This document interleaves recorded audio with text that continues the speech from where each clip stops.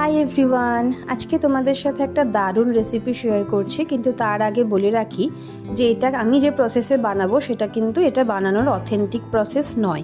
আমি আমার মতো করে বানিয়েছি এবং সেটাই তোমাদের সাথে শেয়ার করছি।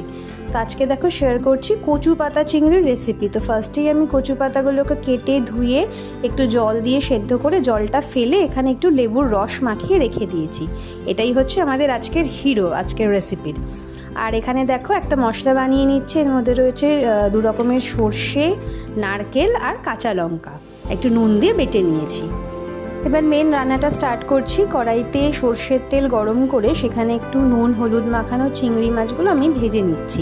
তোমরা চাইলে এটা কিন্তু কাঁচাও করতে পারো, অথেন্টিকভাবে এটা কাঁচাই করা হয়, বাট আমি একটু হালকা করে সাঁতলে নিচ্ছি, নিয়ে এটাকে তুলে রেখে দেব। তারপরে ওই তেলের মধ্যেই আমি ফোড়নে দিচ্ছি হচ্ছে কালো জিরে। এবার কালো জিরেটা দেওয়ার পর আমি কচু পাতা যেটা সেদ্ধ করে লেবু মাখিয়ে রেখেছিলাম সেটা এটার মধ্যে দিয়ে একটুখানি ভেজে নেব। ঠিক আছে, অথেন্টিকভাবে কিন্তু এটা এইভাবে করা হয় না, আমি আবারও বলছি, আমি আমার মতো করে করছি, সেটাই তোমাদের সাথে শেয়ার করছি।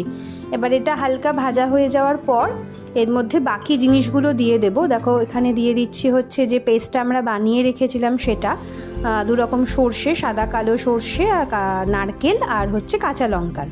তারপরে এখানে দিয়ে দিচ্ছি স্বাদ মতো নুন, আর দিয়ে দিচ্ছি হচ্ছে হলুদ গুঁড়ো,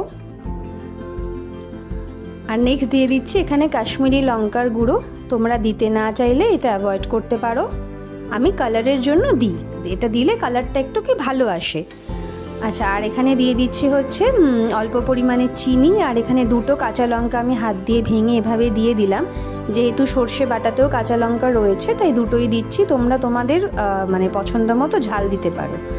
আর এবার দিয়ে দিচ্ছি হচ্ছে ভাজা চিংড়ি মাছগুলো, আর এখানে ফ্যাটানো টক দই রয়েছে, সেটা আমি পুরোটা দেবো না, কিছুটা পরিমাণ এখানে অ্যাড করে দিলাম।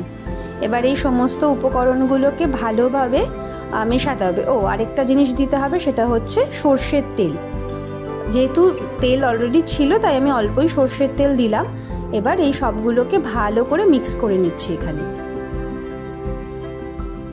এবার তোমরা চাইলে এইভাবে সব মিক্স করে একটা কৌটোর মধ্যে দিয়ে সেটা জলেও ভাপাতে পারো, বাট আমি কড়াইতেই কিন্তু আজকে রান্নাটা করেছি। তো দেখো সুন্দরভাবে মিক্স হয়ে গেছে, আর কালারটা দেখো খুব সুন্দর লাগছে। এবার এটাকে ঢাকা দিয়ে মোটামুটি 15 থেকে 20 মিনিট রান্না করব। তো দেখো 15-20 মিনিট বাদে ঢাকাটা খুলে নিয়েছি, এটা একদম রেডি হয়ে গেছে। এবার ওপর থেকে একটুখানি কাঁচা সর্ষের তেল ছড়িয়ে দিলাম, আর দেখো কি লোভনীয় লাগছে দেখতে। তো এটা হচ্ছে কচু পাতা চিংড়ির ফাইনাল লুক। আই হোপ তোমাদের আমার রেসিপিটা ভালো লাগবে, ভালো লাগলে অবশ্যই একটা লাইক করে দিও।